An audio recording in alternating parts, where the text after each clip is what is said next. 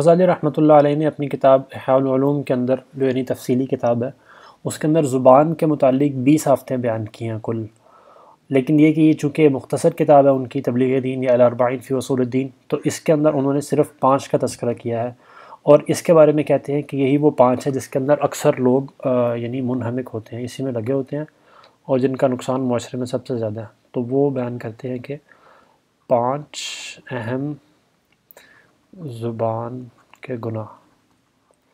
اس میں سے پہلا ہے جھوٹ، دوسرا ہے غیبت،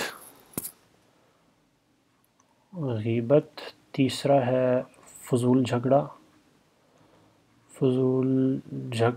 اور چوتھا ہے زیادہ ہنسنا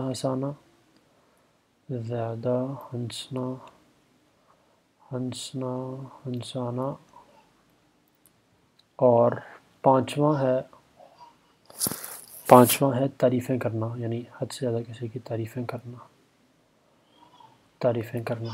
تو پہلے ہم دیکھتے ہیں کہ جھوٹ کے بارے میں کیا فرماتے ہیں۔ تو جھوٹ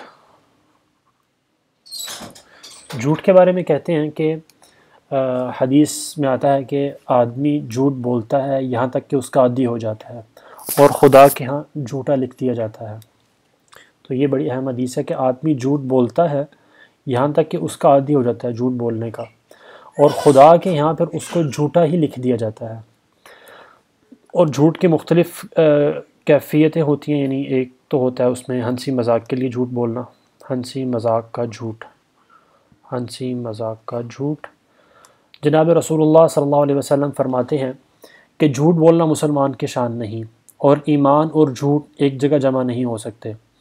یاد رکھو کہ جھوٹ بولنے سے قلب میں کجی آ جاتی ہے، یعنی ٹیڑھ آ جاتا ہے، اور خواب بھی سچے نظر نہیں آتے۔ اس لیے مذاق میں بھی دوسروں کو ہنسانے کے لیے جھوٹ نہ بولو، اور ہمیشہ جھوٹے خیالات اور خطرات سے دل کو بچائے رکھو، ورنہ دل میں ٹیڑھ پیدا ہو جائے گا۔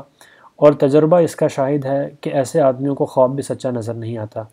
ایک مرتبہ کسی عورت نے اپنے صغیر سن یعنی چھوٹے بچے کو بلایا اور کہا کہ آؤ میں تمہیں ایک چیز دوں گی۔ رسول اللہ صلی اللہ علیہ وسلم نے اس عورت سے پوچھا کہ کیا اگر بلانے سے بچہ آ گیا تو کیا چیز دو گی؟ تو عورت نے کہا کہ چھوارے۔ تو آپ نے فرمایا کہ اگر کچھ دینے کا ارادہ نہ ہوتا اور صرف بہلانے کے لیے ایسا لفظ نکلتا تو یہ بھی جھوٹ کے اندر ہی اس کا شمار ہوتا۔